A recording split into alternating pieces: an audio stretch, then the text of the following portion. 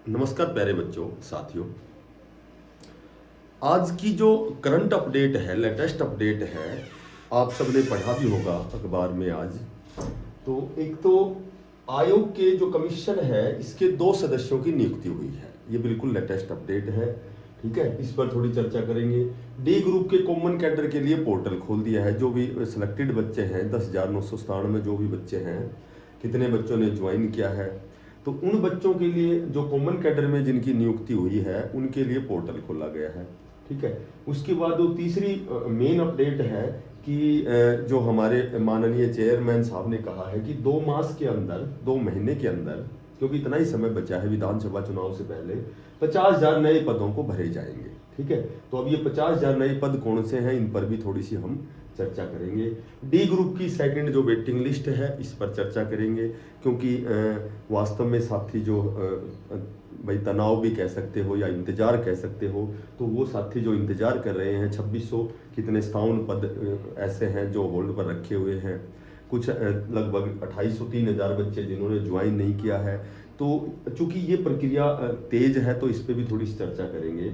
और जो हमारा कमीशन आयोग है, जो हमारी सरकार है, जब सुप्रीम कोर्ट का फैसला as it is high court की डबल बेंच के अकॉर्डिंग ही हुआ है, तो अब आज जो योजना बनाई जा रही है वो सरकार द्वारा हाई कोर्ट में पुनर्विचार याचिका दायर करने की सोच रही है, ठीक है। तो वो याचिका किस विषय पर है इस पर भी चर्चा करेंगे। तो ये छोटे छोटे 5-6 टॉपिक हैं, ये बिल्कुल आज की खबर है। इसी पर हम केवल 2 से 3 मिनट चर्चा करेंगे।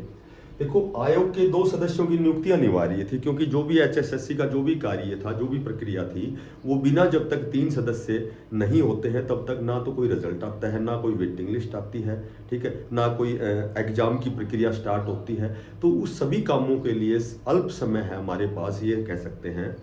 तो उन सारी प्रक्रियाओं में तेजी लाने के लिए 2 सदस्यों की नियुक्ति अनिवार्य थी। तो आज वो काम हो गया है, ये बिल्कुल लेटेस्ट अपडेट है। डी ग्रुप कॉमन कैडर में जो बच्चे चयनित हुए हैं, जो जिनका सिलेक्शन हुआ है, तो उनको डिपार्टमेंट अलॉट करने के लिए पोर्टल खोला गया है। चूंकि उसकी समय सीमा निश्चित नहीं है, निर्धारित नहीं है कि वो कब तक भरने हैं, तो आराम से आप कल या परसों तक भर सकते हो। बढ़िया अपने डिपार्टमेंट का चयन करके आप इस पोर्टल को भर सकते हो, ठीक है। 2 मास में होंगी 50,000 नई भर्तियां, बिल्कुल सत्य बात है, बिल्कुल करेक्ट एक्यूरेट कह सकते हो कि 50,000 भर्ती होनी है। पर ये कहीं भी लिखित नहीं है, कोई भी यहाँ मेंशन नहीं है कि ये 50,000 नए बच्चे हैं या जो 32,000 उसमें अखबार में लिखा हुआ था कि 32,000 जो पद हैं, 32,000 उनका परिणाम घोषित किया जाएगा। तो हो सकता है कि बाकी 18,000 ही बचे, हो सकता है कि भाई 32,000 तो नहीं हो सकते, क्योंकि 10,000 12,100 तो टेक्निकल हो गए, जिसमें 13,657 डी ग्रुप, तो इनकी तो ज्वाइनिंग हो चुकी है। तो मेरे ख्याल से ये 20,000 तो पुराने जो जिनके प्रोसीजर जारी है, जिनके रिजल्ट आने हैं, ज्वाइनिंग होनी है। बाकी लगभग 30,000 नए पद भरे जाएंगे। ये बिल्कुल सत्य है, बिल्कुल बिल्कुल एक्यूरेसी है इसमें कि ये 2 महीने के अंदर अंदर भरे जाएंगे। तो सभी साथी अपनी तैयारी लगातार प्रयासरत रहे, लगातार सही दिशा में प्रयास करते रहे, तो ये पद वास्तव में 2 महीने में भरे जाएंगे। अब जो मौका चूक गया तो चूक गया, क्योंकि उसके बाद फिर आपको लंबा इंतजार करना पड़ेगा। तो तैयारी जारी रखें, ये वास्तव में बिल्कुल स्टिक खबर है, क्योंकि विधानसभा में जो मुद्दा है बेरोजगारी का, वो केवल इन पदों को भरने से ही दूर हो सकता है, अदरवाइज आप समझ सकते हो।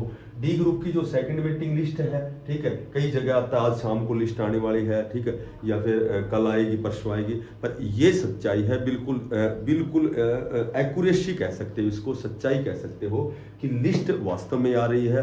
पर इसकी प्रक्रिया बहुत तेज है, क्योंकि इस लिस्ट से पहले ही ये जो 2 सदस्य नियुक्त किए गए हैं आयोग ने, तो ये लिस्ट के लिए किए गए हैं। तो ये सेकंड लिस्ट हो सकता है आज शाम को तो ना आए, लेकिन कल परसों 1-2 दिन में, 3 दिन में, विद इन 1 सप्ताह के अंदर आपको रियली ये लिस्ट देखने को मिलेगी, ठीक है। कट ऑफ पे बहुत सी चर्चाएं पहले कई बार हो चुकी हैं। तो सेकंड लिस्ट है। अब मैं कहूं कि भाई ये तो 2657 की आएगी, तो ये भी सही नहीं है। मैं कहूं कि 5,5500 की आएगी। तो अब इसमें जो सत्यता है, जो सच्चाई है, वो ये है कि लिस्ट तो आएगी, ठीक है। अब लगभग 2800-3000 बच्चे ऐसे हैं जिन्होंने ज्वाइन नहीं किया, तो वो तो पद रिक्त है, तो वो तो वेटिंग लिस्ट आनी अनिवार्य है। अब उसको इंक्लूड करके शामिल करके निकालते हैं या दोनों अलग अलग निकालते हैं, 1-2 दिन, 3 दिन, 4 दिन, 5 दिन का गैप देखकर निकालते हैं, वो अलग बात है। ये सच्चाई है कि कट ऑफ डाउन जाएगी, 2 से 3 नंबर तो जाएगी इस लिस्ट में। अब वो देखो वो लिस्ट कितनी बड़ी है वो डिपेंड करती है कि कट ऑफ पर।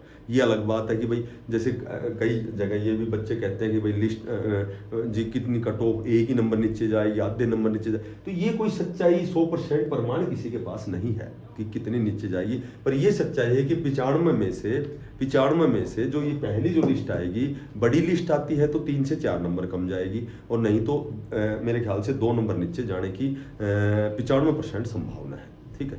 बाकी मैंने लगभग वीडियो में 65+ बताया है, तो वो एक लंबी प्रक्रिया है। वो 65+ क्यों बताए हैं वो आपने वीडियो देखी है, मैंने क्यों बताया है वो बहुत आगे बहुत बड़ी बात जाएगी। अगर मैं आज बताऊंगा तो इस पर एक वीडियो फिर बनाएंगे, कभी समय लगेगा तो।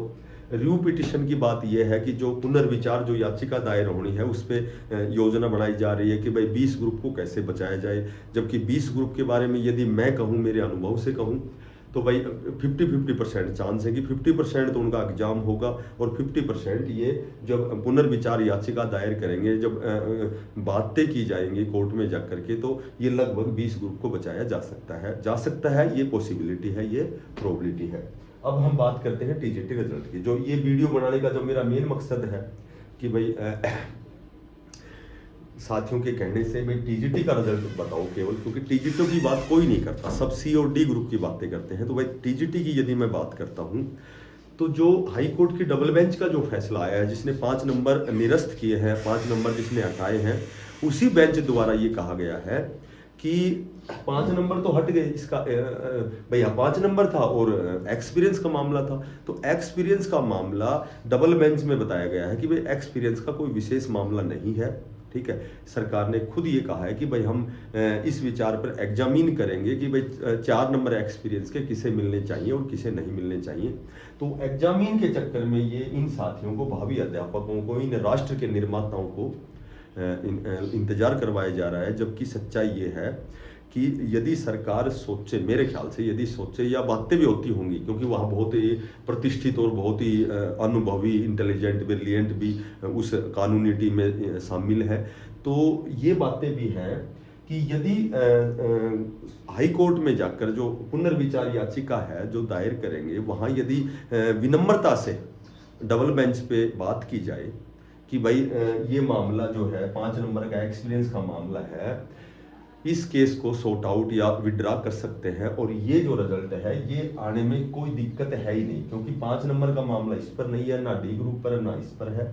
केवल कोर्ट में जाकर के यदि विनम्र प्रार्थना की जाए, हम्बल रिक्वेस्ट की जाए, तो ये 5 नंबर, जो 4 नंबर का जो मामला है, जो एक्सपीरियंस का है, ये बिल्कुल विड्रा कर सकते हैं, ये डिसमिस हो सकता है, और ये रिजल्ट आने को तो कल भी आ सकता है, परसों भी आ सकता है। ठीक है। हालांकि रिजल्ट, ये सच्चाई है कि रिजल्ट जो डी ग्रुप की वेटिंग लिस्ट है, और ये रिजल्ट विद इन 1 सप्ताह का समय मैं सोच सकता हूँ कि 1 सप्ताह का समय है कि टीजीटी का रिजल्ट आएगा।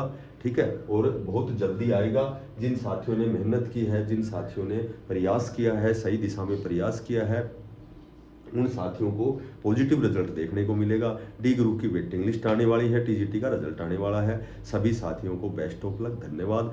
यदि आपको वीडियो अच्छी लगी हो तो आपसे रिक्वेस्ट है भाई इसको सब्सक्राइब करना, शेयर करना, और भाई हो सके तो लाइक करना, क्योंकि आपका जो बिना पैसे का जो सब्सक्राइब है, जो शेयर है, जो इसको जब आप शेयर करते हो, जब लाइक करते हो, तो उससे कम मुझे मोटिवेशन मिलती है, और मैं आपके लिए नई अपडेट लेके आता हूँ। सभी साथियों को धन्यवाद, best of luck, Ram Ram.